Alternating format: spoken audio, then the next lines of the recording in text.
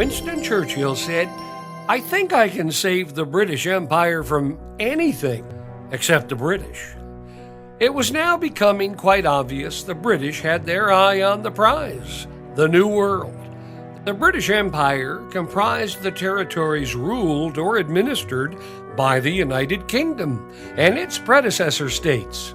It originated with the overseas possessions and trading posts established by England between the late 16th and early 18th centuries.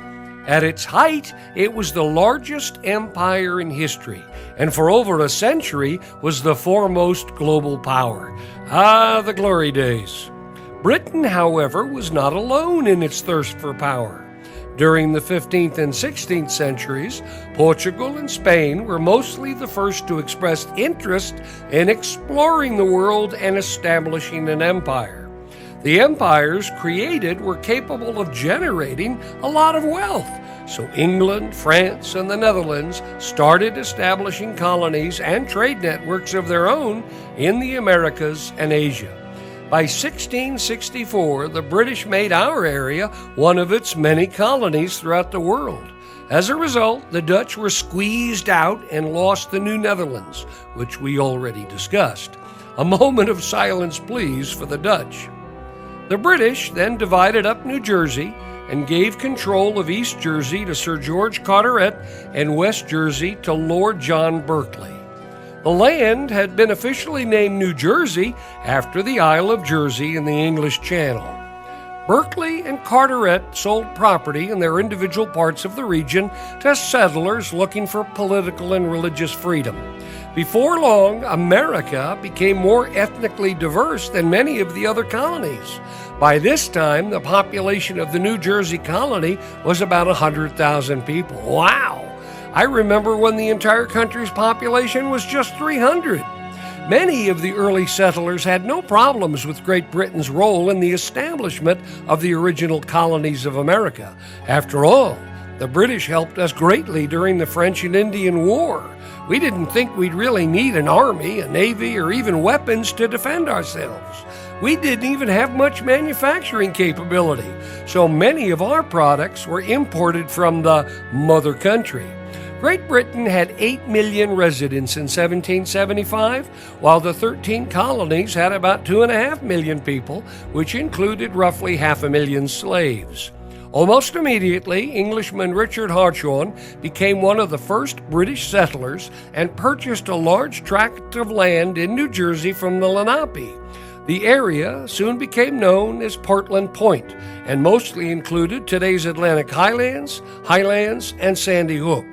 The next village in New Jersey to be inhabited by the English settlers was called Shrewsbury, and the third was named Middletown, which was generally located between the two other villages. Meanwhile, the British government was paying a large sum of money for raising, supplying, and funding its army on foreign soil to defend the colonies from any attack by other countries. Yeah, it's not easy being the British Empire. It's downright difficult. So many people, so many problems. But as long as the money keeps flowing back to the royal coffers, everything will be just fine. Because Americans weren't really sharing the burden of financial support, Great Britain began to levy taxes as a way to minimize the substantial cost of supporting our young country. Seems fair enough, right?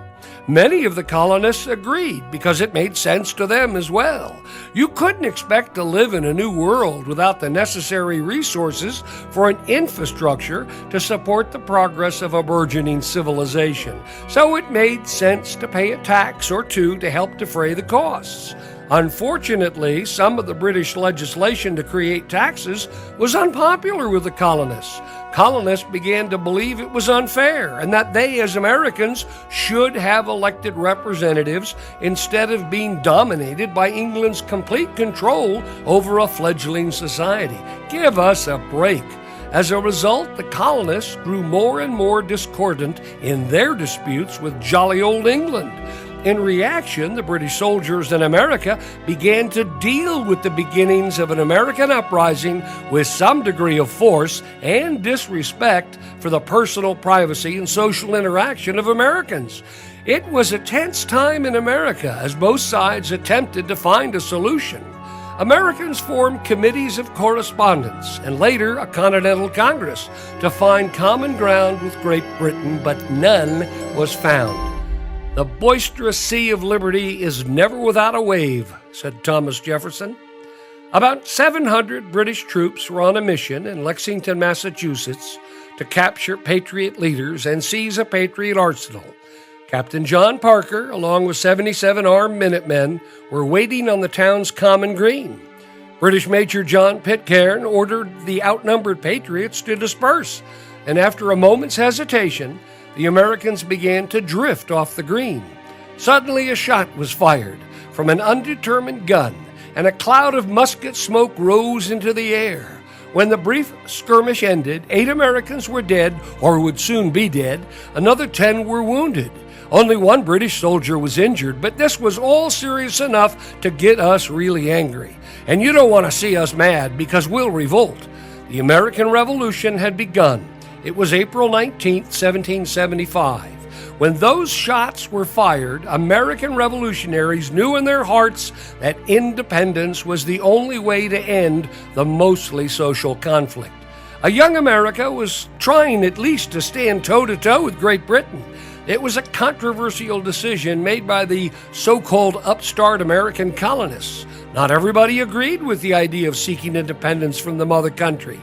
There were reasonably good arguments on both sides. So just like in today's world politics, there were some colonists who supported the notion of pushing back against Great Britain. Those were the Patriots. And some citizens felt going to war was a mistake and that they would oppose it. Those were the Loyalists. And then there was also a group who didn't care one way or the other. They were content to go whichever way the wind blew. The Patriots were also known as revolutionaries, colonials, continentals, rebels, Yankees, or Whigs. The Loyalists, who remained faithful to the King of Great Britain, were also known as Royalists, King's Men, or Tories. Eventually, about 231,000 men would serve in the Continental Army, though never more than 48,000 at one time, and never more than 13,000 at any one place. The total number of colonial militias numbered upwards of 145,000 men. France also sent more than 12,000 soldiers in 1779 to help us fight the war. The British Army had some 50,000, with an additional 25,000 Loyalists who were faithful to Great Britain. Also, some 30,000 German auxiliaries, or Hessians, were hired to fight with the British Army. An estimated 6,800 Americans were killed, while 6,100 were wounded, with some 20,000 taken prisoner. An additional 17,000 people died from disease. More than 50% of those who died of disease did so while they were prisoners of war. Everyone knows, of course, one of the most important documents in our history is the Declaration of Independence, which was signed on July 4, 1776. It announced to the world that America was formally ending its relationship with England. Perth Amboy served initially as the colonial capital of Jersey from 1686 until 1776. In 1684, it became the capital of East Jersey, even after the union with West Jersey in 1702. Ferry service at this location dates back to 1684. During the colonial era, and for a while after that, Perth Amboy was an essential way station for traveling between Philadelphia and New York City. The slip was later used to transport newly arrived immigrants from Ellis Island, many of whom remained in the town. There's a little-known vestige of our search for peace before the war got out of hand and too much bloodshed was spilled. It was a fairly secret meeting at a place called the Conference House, located at the southernmost end of Staten Island. Even though it was built in around 1680, it still stands today and may be seen from our boat at the mouth of the Arthur Kill, across from Perth Amboy on the southwestern tip of Staten Island, known today as Tottenville, on the former estate of Loyalist Christopher Billop. On September 11, 1776, Continental Congress representatives John Adams, Edward Rutledge, and Benjamin Franklin met with the King's representative, Lord Richard Howe, at this house in Staten Island. The British would not consider independence a negotiable term, and the congressional representatives had been authorized only to negotiate terms that included independence. Unfortunately, both sides went back to their leaders to report a failed reconciliation. Well, at least we tried. A family affair.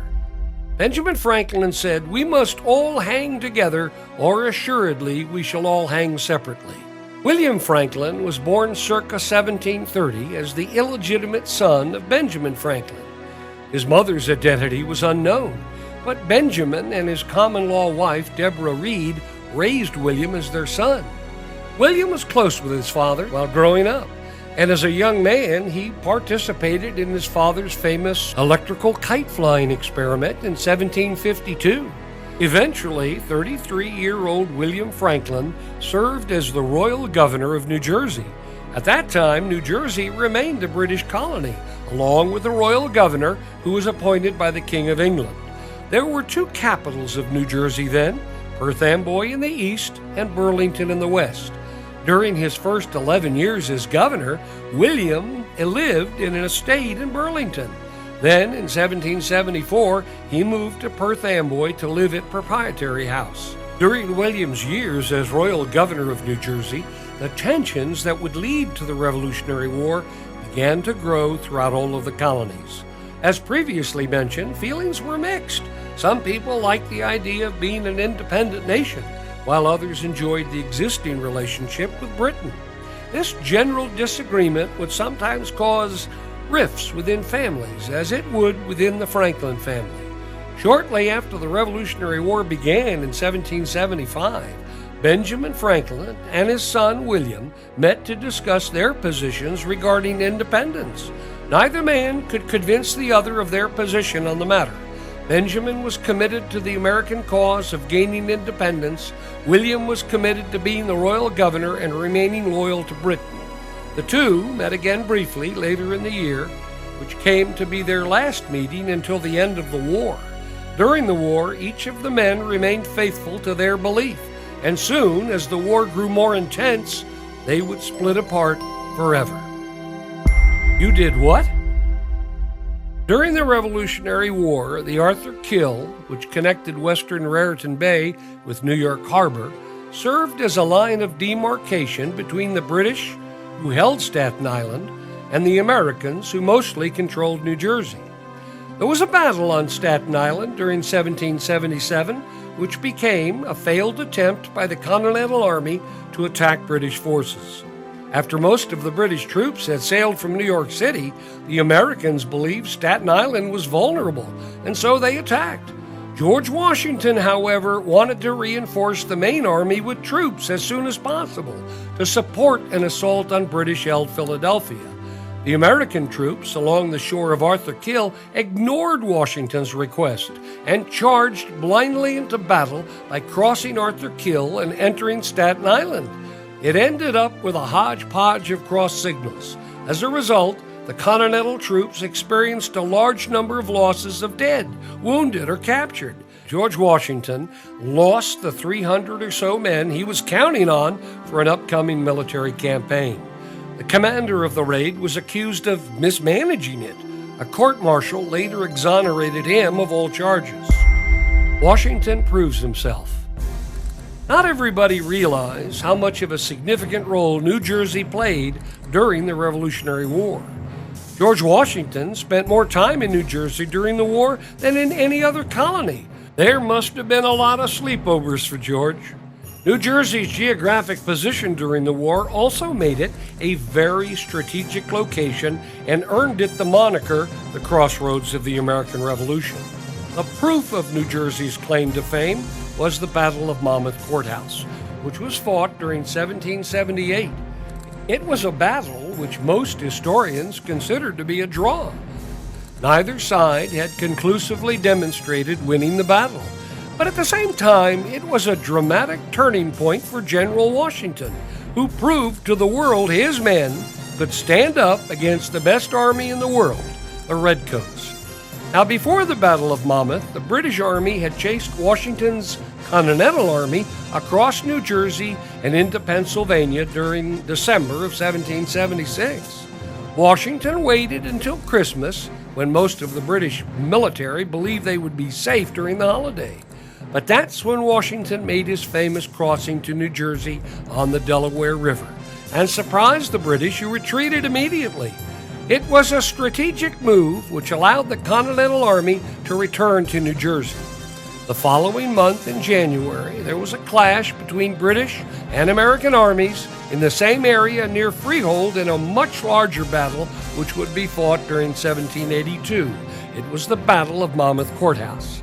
But this much smaller and prior battle involved only a few hundred men, and it was over in less than 15 minutes.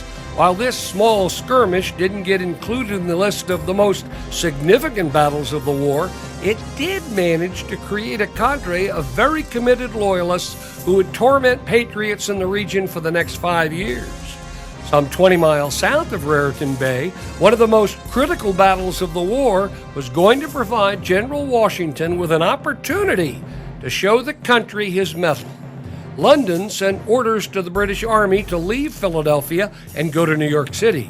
While both cities were equally crucial for England to hold, there weren't enough soldiers available to hold both for any length of time.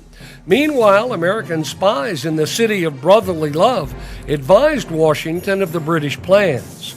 New York City was far more strategic to the British because it had a harbor where they could be resupplied. They were also concerned about the French naval force, which could blockade their efforts by positioning their ships at the mouth of the Delaware River. Unfortunately, if the British let Philadelphia fall into the hands of the American forces, the Tory loyalists located there would be vulnerable to revenge from the Patriots. Regardless, the British troops began leaving Philadelphia very early in the morning. On the New Jersey side of the Delaware River, some 1,000 or so rebel militia who knew of the evacuation were waiting for them. Now, many Monday morning quarterbacks criticized dear George Washington for not attacking the British while they spent 7 hours crossing the Delaware River to reach the shores of New Jersey. In his wisdom, he thought his army was quite ready for a surprise attack. It's important to note something about one of the major heroes of the Revolutionary War, Prussian Baron Frederick Wilhelm von Steuben-Lee, who helped train the new and improved American fighting forces while they camped at Valley Forge during a very frigid and miserable winter.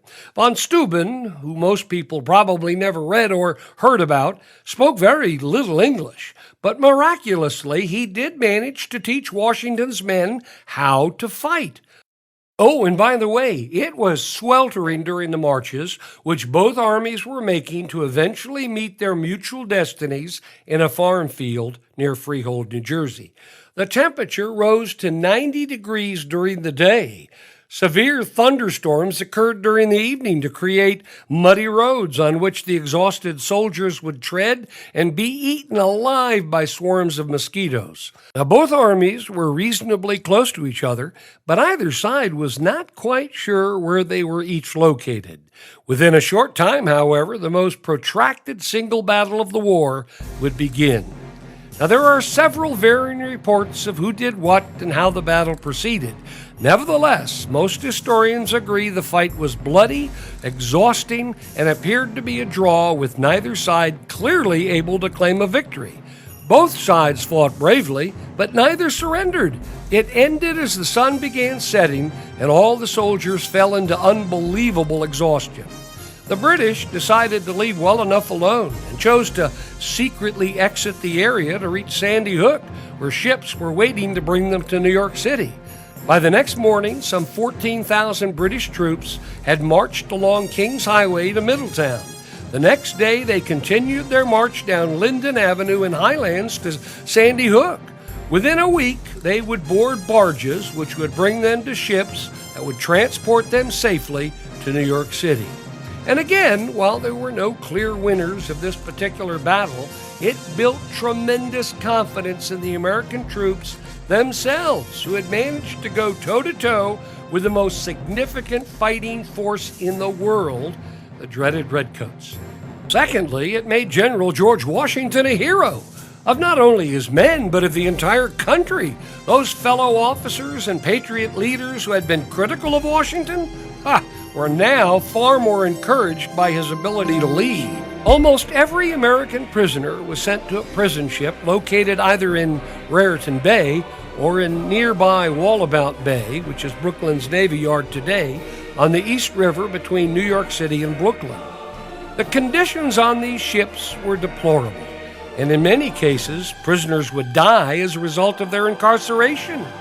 The British deliberately made the conditions of prison ships unbearable to encourage the American prisoners to join the British Army. More Americans died on these ships from deliberate neglect than the number of soldiers who died in every battle of the Revolution combined. You did not want to end up on a British prison ship under any circumstances.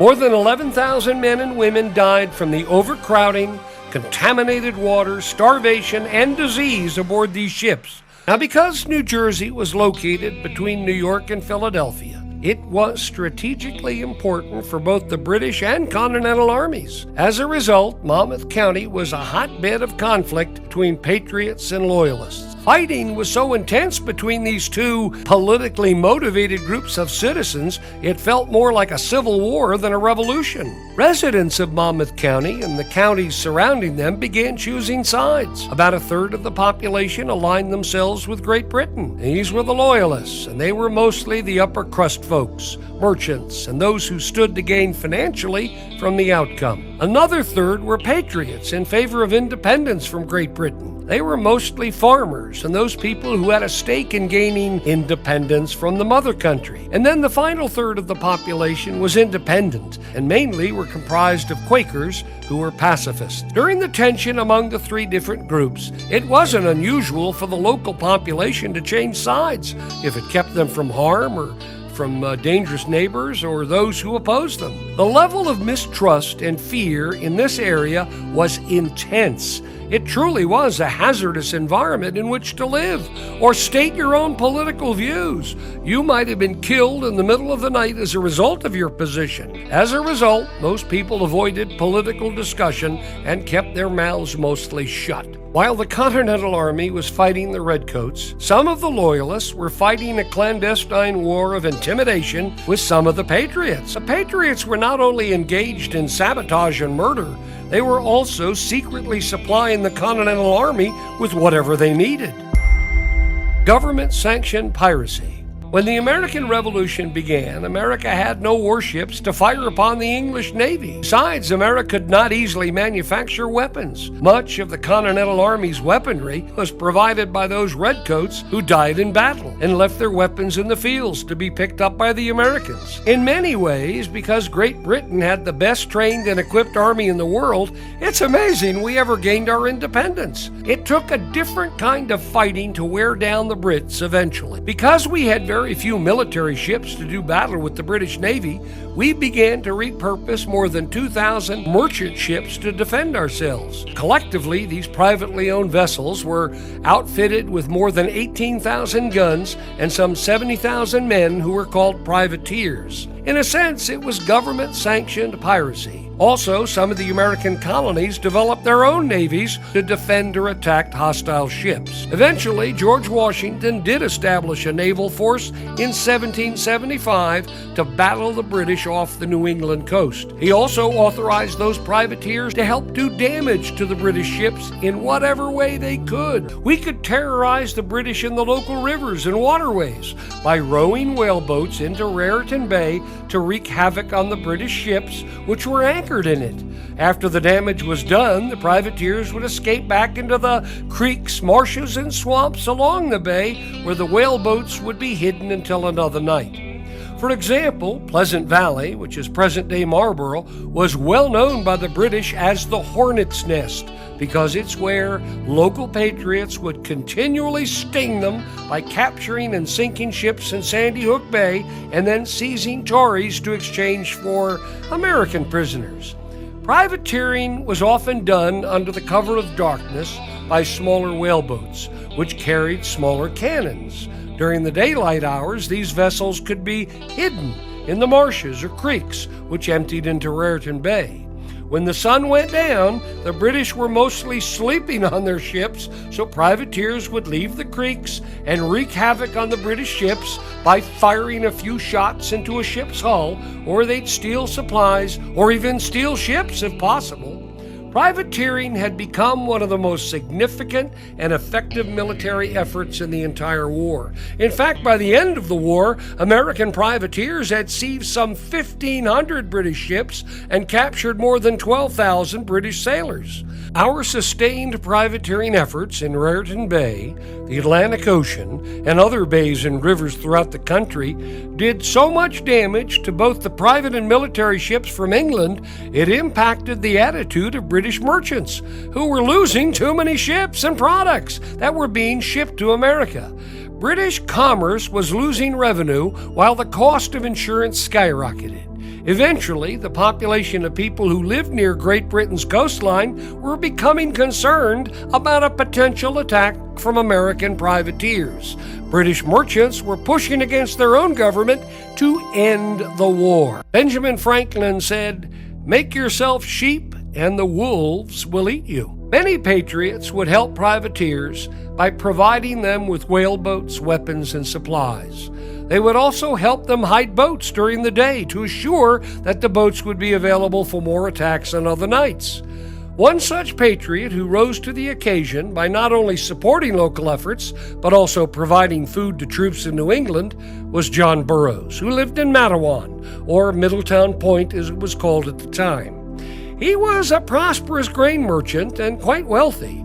As a result of his huge success, everyone called him the Corn King. He would obtain grain from the local area, mill it in his own mills, and then secretly ship it by boat to New England and New York City as a way to help the cause. Oh, he was a local hero, but there were spies everywhere, and especially in Monmouth County, where nobody trusted anyone. And it was a safe bet that when someone like John Burroughs or his son John Jr. helped fellow patriots, more than a few people knew about it. Now, members of the Burroughs family were truly patriots who have become elevated to hero status as a result of their efforts during the Revolutionary War. They blatantly allowed the first militia group in Monmouth County to train in the front yard of their home in Mattawan, New Jersey. Many of the Loyalists thought the Burroughs family was asking for trouble. Mattawan had been one of those communities, like many others, where neighbors were divided.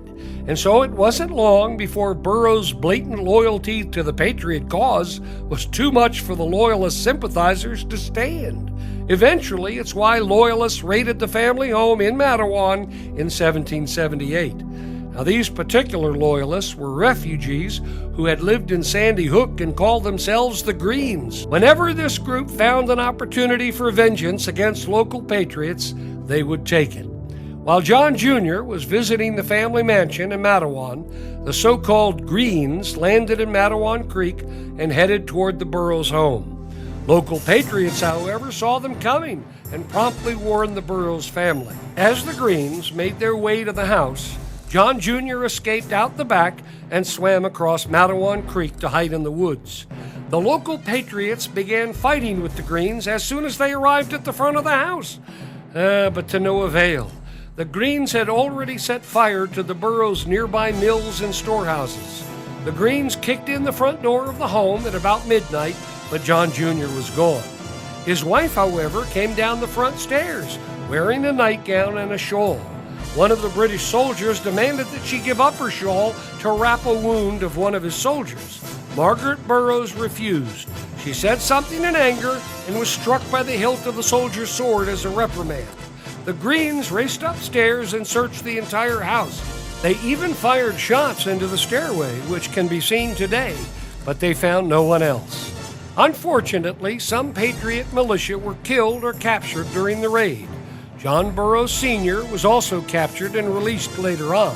Almost all of the furniture was brought to the front yard and burned as an example to those other patriots in the neighborhood who might be watching. Sadly, the Burroughs family fortune was destroyed as a result of the raid. The house was not harmed, however, and stands today in Mattawan as a monument to this heroic family of the American Revolution. A bad boy becomes a hero. Jeff Greenfield said, There are good people who are dealt a bad hand by fate, and bad people who live long, comfortable, and privileged lives. A small twist of fate can save or end a life. Random chance is a permanent, powerful player in each of our lives and in human history as well. As the conflict with Great Britain intensifies to full-blown battle, another patriot, Joshua Huddy, fell into the center ring of not just war, but in the nasty business of neighbor against neighbor, loyalists against patriots. But this patriot was far deadlier than any member of the Burroughs family. The exploits of Joshua Huddy during our war with the British frustrated British officials and the loyalist population of central New Jersey beyond belief. They hated him passionately and eventually hanged him in Highlands, New Jersey. He was, in fact, the last person killed who was connected to the Revolutionary War. Oddly, his death occurred almost immediately after the war, when a peace treaty was signed with Great Britain. Today, several places honor Huddy with memorials and plaques, such as Highlands, Toms River, Colts Neck, and Rumson. But Huddy's life was complicated, and he frequently got into serious trouble. He certainly supported the need for war, but he was also capable of committing extreme acts of violence and cruelty even toward those closest to him. It's hard to believe that such a violent individual like Huddy was born into a very prosperous family in Salem County in southern New Jersey.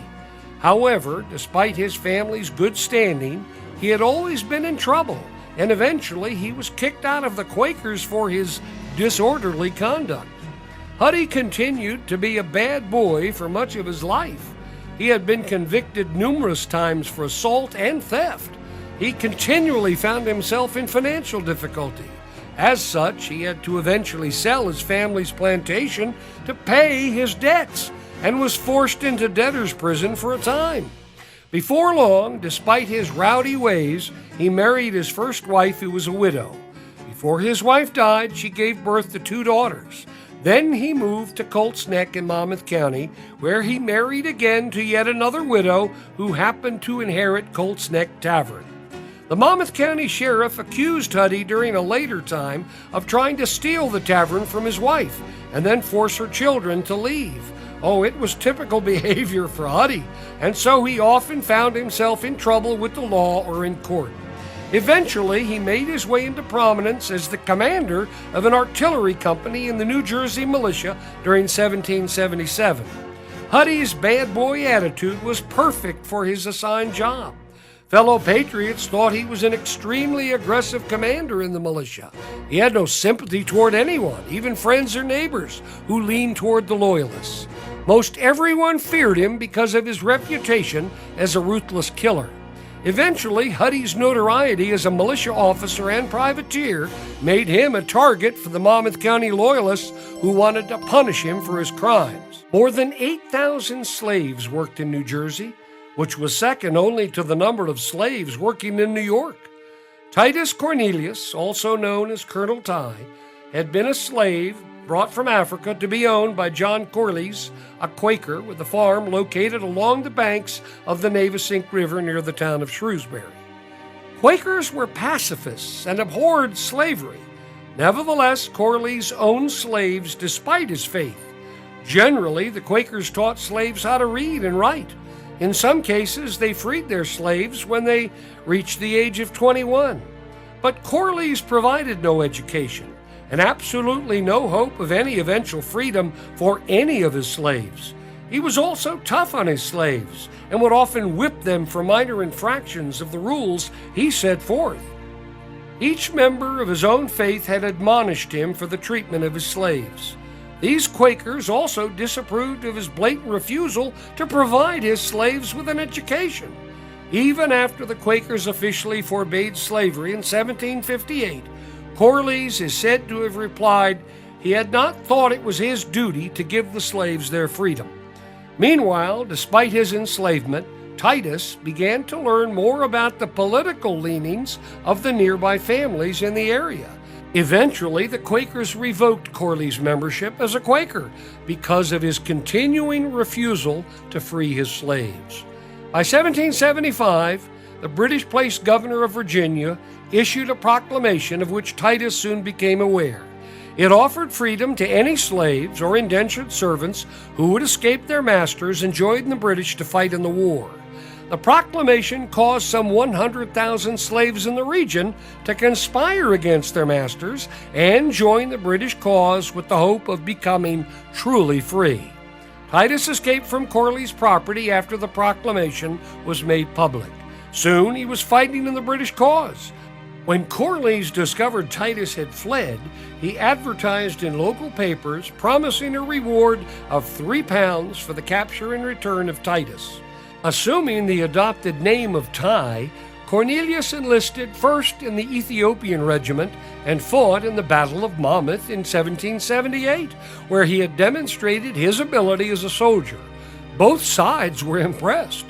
Later, he gained prominence among the Loyalists when he captured a captain in the Monmouth militia and brought him to the infamous Sugar House prison in New York City. Tai unofficially called himself a colonel, even though the title would never be formally recognized by the British. But his knowledge of the landscape in Monmouth County and his aggressive leadership provided him with the legitimacy he desired. He was not only well known for his efforts, he was also feared as a Loyalist guerrilla commander. As a result of his success, he was paid by the British to destabilize the region, which made the entire area a place where neighbors feared for their lives. The plan to use guerrilla tactics was the brainchild of New Jersey's royal governor and Loyalist, William Franklin. Remember him? He was Ben Franklin's son, and his plan was really an act of retaliation for the Patriot activities, which led to the confiscation of Loyalist property. The final straw was reached when the Patriots of Monmouth County started hanging Tories under a convenient vigilante law. Now, one of Tai's most daring raids was in 1779 when he and some 50 African Americans captured 80 cattle, 20 horses, as well as 2 well-known patriots. Tai and his men were paid 5 gold guineas for their effort. They often targeted wealthy, slave-holding patriots during their assaults, which frequently took place at night. He would take prisoners and free slaves if there were any. Very often, Tai would not only steal from patriot families, he would murder them and burn down their property. He could be a very vicious man, and it's why so many people feared him. After every raid, Tai and his fighters would quickly make their way back to their base of operation in Sandy Hook. It was called Refugee Town, where they lived in tents and small structures that were just below and surrounding the lighthouse. Before long, Colonel Tai began to serve with the Black Brigade, which was a group of 24 black Loyalists. This group would often work together with a Loyalist unit comprising all whites, which was called the Queen's Rangers. The groups would join together to defend British-occupied New York City. The Black Brigade also helped slaves escape and later assisted the same slaves to immigrate to Nova Scotia for resettlement after the war had ended. The Patriots feared the Black Brigade even more than the regular British Army because many of the former slaves knew precisely which of the homes belonged to the Patriots because they may have been slaves there at one time. During the start of the Revolutionary War, if you were an odds maker, you might very well favor the British to win the fight. After all, the British, beyond all doubt, had the best equipped and best trained army in the entire world. While soldiers on both sides were fighting on the battlefields of New York and New Jersey, some Loyalists and Patriots were fighting up close and personal.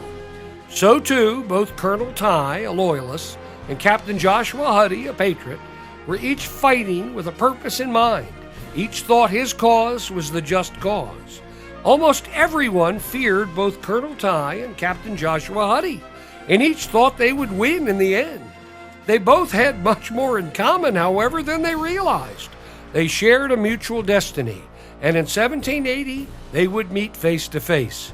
It was in the middle of the night in Colts Neck, New Jersey, when Colonel Tai led a small group of African Americans and Queen's Rangers to raid the home of Captain Joshua Huddy.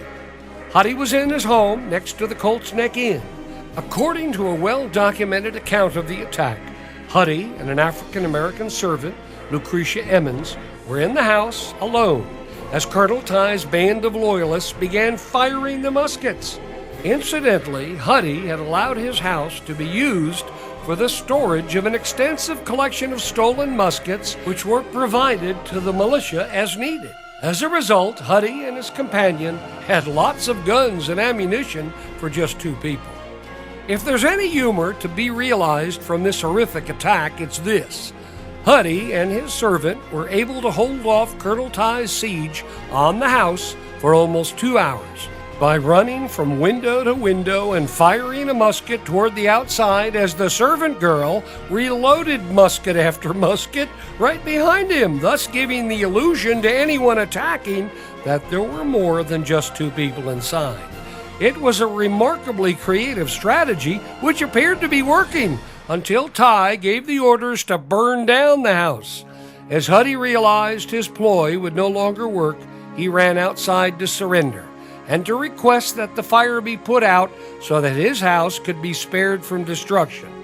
Now, some historians say the Loyalists obliged his request, while others write that they were so upset about being fooled, they let the house burn to the ground.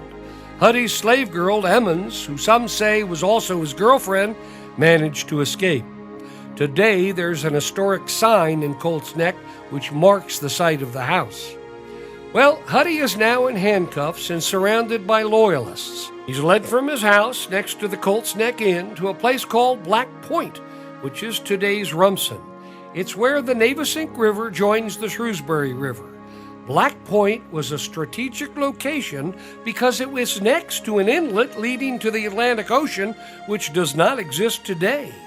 Interestingly, during this period, the Navesink River flowed directly into the Atlantic Ocean, where a British ship was waiting to take Huddy across Raritan Bay and into New York Harbor to a prison in British-held New York City. Coincidentally, there was a battle at Black Point just 1 year earlier during 1779, in the same area as where the British were trying to leave in a boat with Huddy. Now, this battle started when a British raiding party marched from Tinton Falls to Black Point. While they were trying to embark from Black Point, they were attacked by a detachment of the Continental Army. 11 Americans were killed or wounded. The battle ended when a flag of truce was flown and both sides walked away. Colonel Tighe is trying to embark on a boat to deliver Joshua Huddy to a ship in the Atlantic Ocean, which will carry him to prison in New York City. However, the Monmouth County militia got wind of the capture and followed closely behind Colonel Tighe until they reached Black Point. When Huddy was placed on a boat to begin his voyage to captivity, the militia began its assault on Huddy's captor. During the encounter, the boat overturned in the swift current where the Navesink estuary enters the Shrewsbury River. 6 Loyalists were killed, and Colonel Tighe himself was wounded in the wrist. Later, Colonel Tighe would die from this wound after it became infected with tetanus. Because Huddy was not clearly seen, or because muskets were never that accurate, he was shot in the hip by friendly fire, presumably as he tried escaping to the shoreline. Huddy's injury forced him to stay in hiding for several months while his wound healed. Then, in 1781, Huddy's bravery in escaping from the British at Black Point was rewarded with an important assignment: to command a blockhouse in Tom's River and guard the local salt works. Now, salt was an essential commodity to both sides. For the most part, it was used to keep meat from spoiling. A blockhouse in those days was a fortification in which the people inside of it could fire in all directions. A year later, Huddy was confronted at the blockhouse in Tom's River by a large group of both British and Loyalist troops, who eventually burned down the village of Tom's River. Huddy surrendered because he and his men had run out of gunpowder to defend themselves. He was immediately taken to the notorious Sugar House prison in New York City on a whaleboat. I'll explain Huddy's fate, but first, a bit about William Franklin, who also plays a role in this story. The Patriots had arrested him for siding with the British. Remember, if you will, Ben was a Patriot, while his son William was a Loyalist. As the proponents of independence grew more substantial, a governing body was formed in New Jersey to supersede the authority of the royal governor. It was called the Provincial Congress of New Jersey. and in 1776 its members ordered William Franklin to be placed under house arrest at Proprietary House in Perth Amboy, New Jersey. He would remain under house arrest with his wife Elizabeth for 5 months while the Revolutionary War continued and the United States moved closer to declaring independence. While under house arrest, William Franklin tried to reassert his power by calling on the New Jersey Assembly to meet with him. A representative of the Provincial Congress in New Jersey did meet with William Franklin and presented him with an option. If he would be officially arrested and sent to prison, or if he agreed to step down from the governorship, he could leave Perth Amboy to stay peaceably at Princeton, Bordentown, or at a farm property which William owned in Willingboro, New Jersey. Well, William refused to agree with stepping down as government, so he was promptly arrested.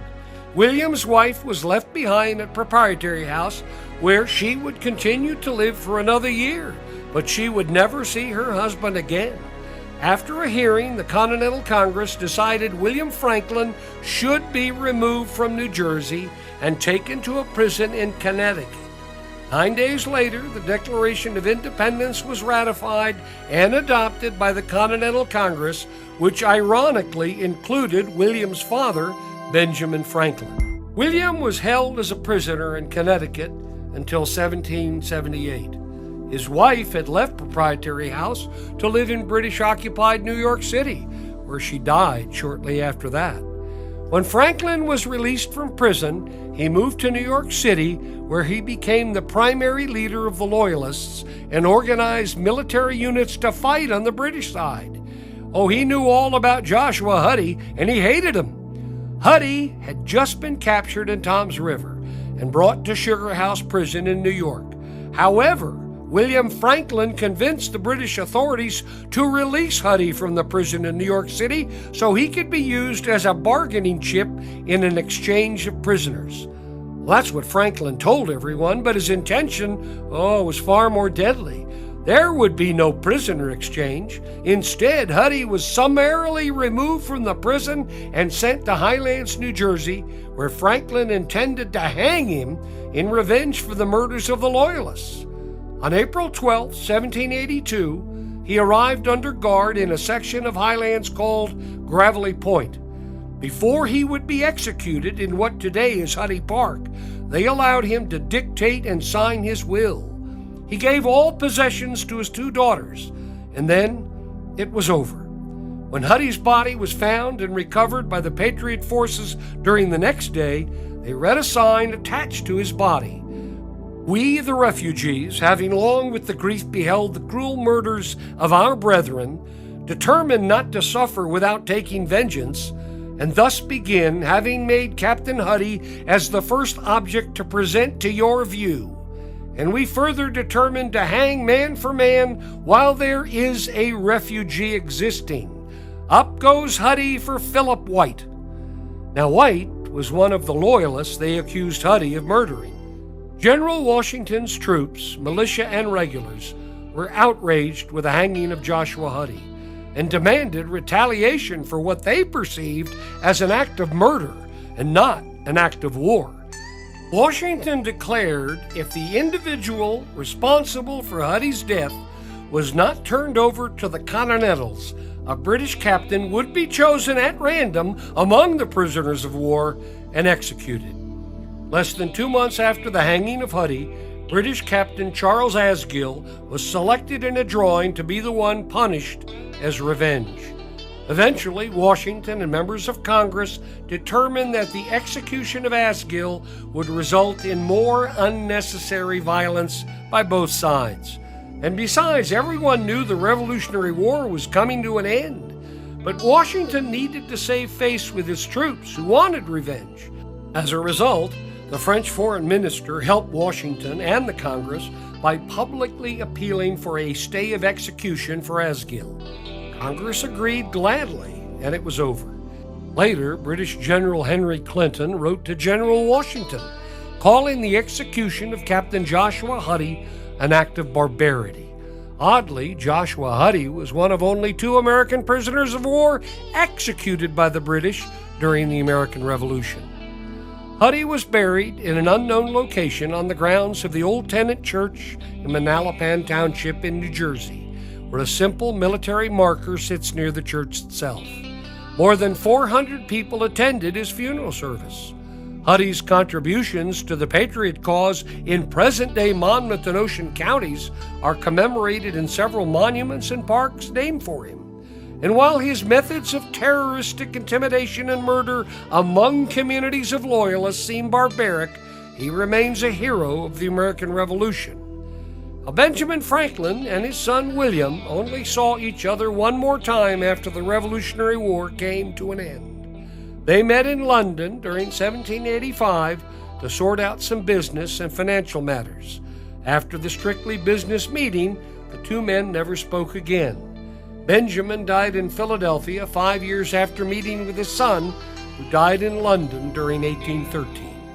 The conflict lasted a total of 7 years, with a significant American victory at Yorktown, Virginia in 1781, marking the end of hostilities. The Treaty of Paris was signed 2 years later in 1783, thus officially ending the conflict. Now, historians and scholars surmise the British never had a strategy for winning the war. Now, some go further and say even if the war had been won by the British, the English generals were reluctant to own the spoils of war. So the British chose to take limited risks, and it wasn't the wisest decision they could make. Also, the war was becoming far more costly than ever anticipated.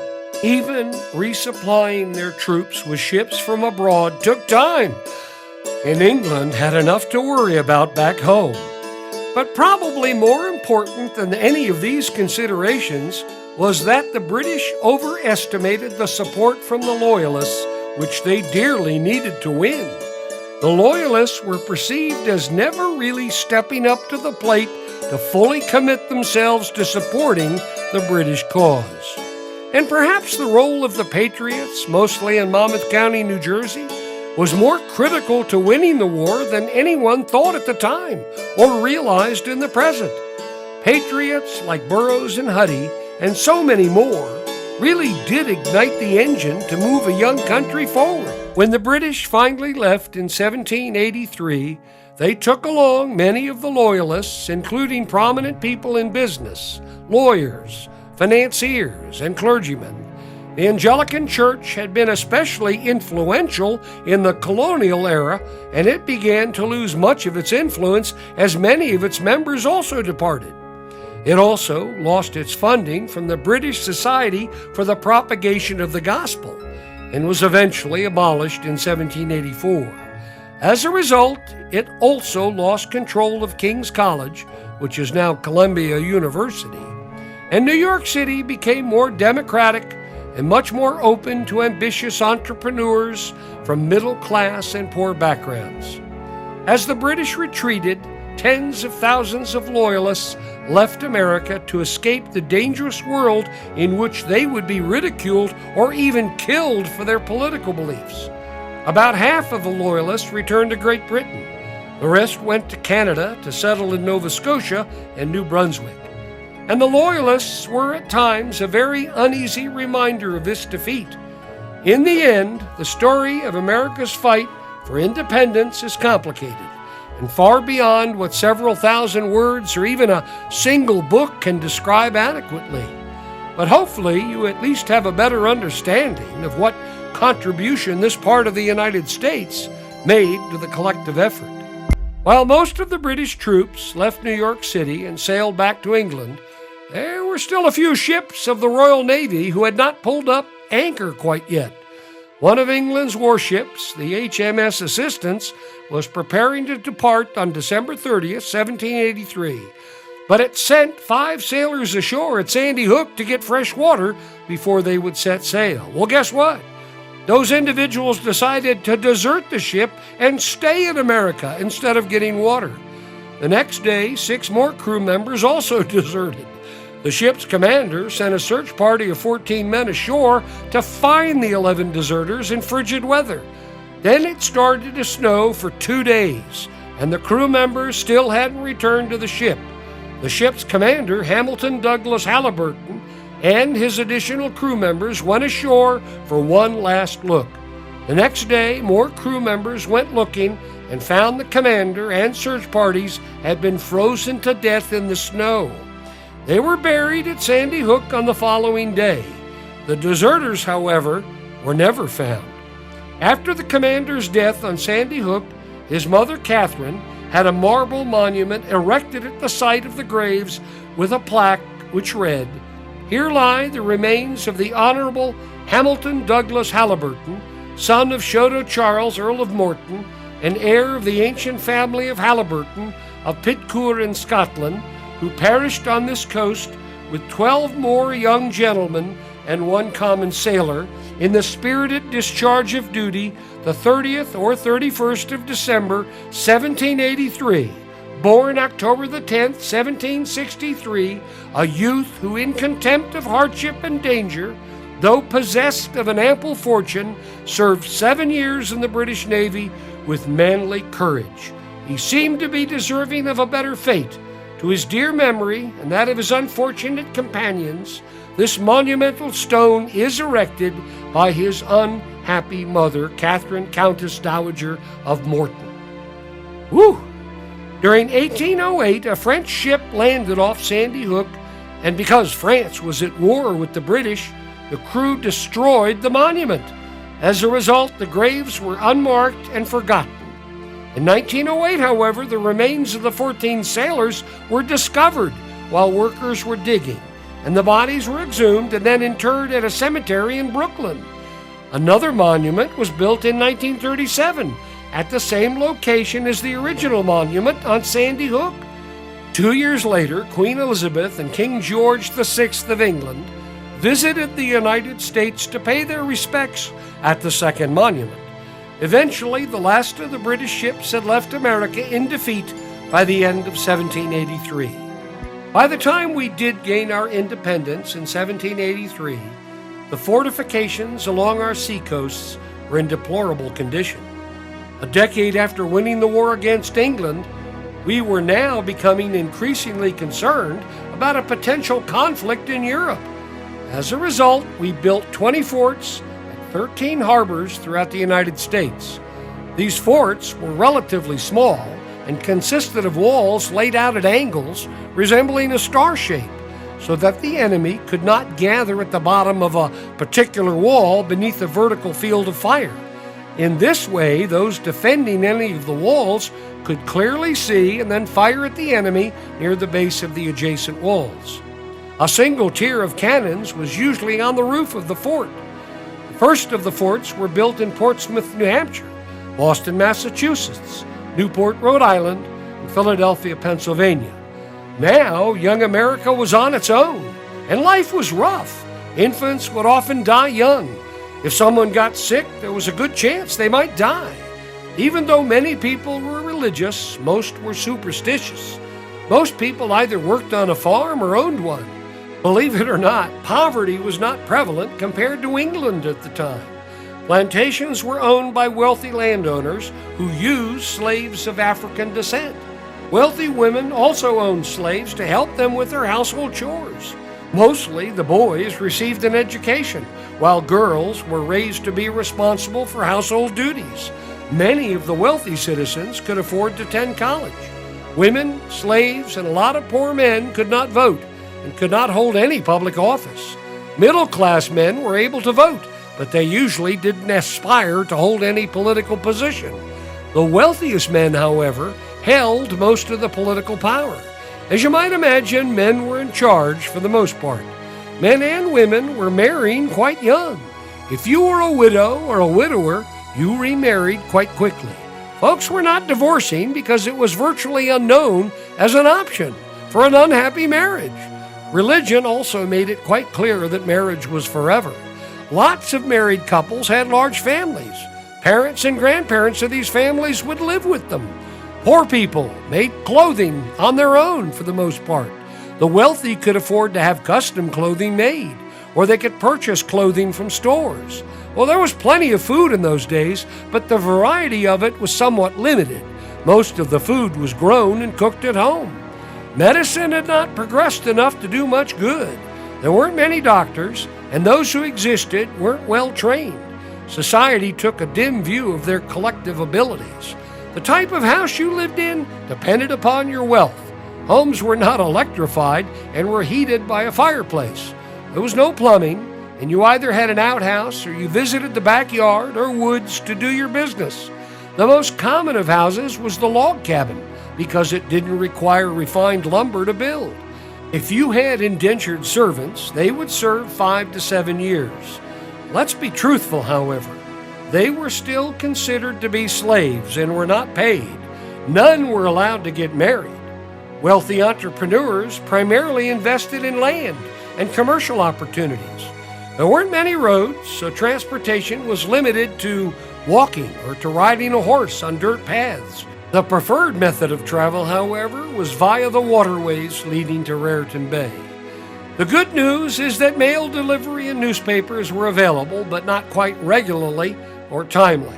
Men would usually hunt or entertain themselves with participating, viewing, and betting on cockfights, in which enraged roosters would fight each other, often until death.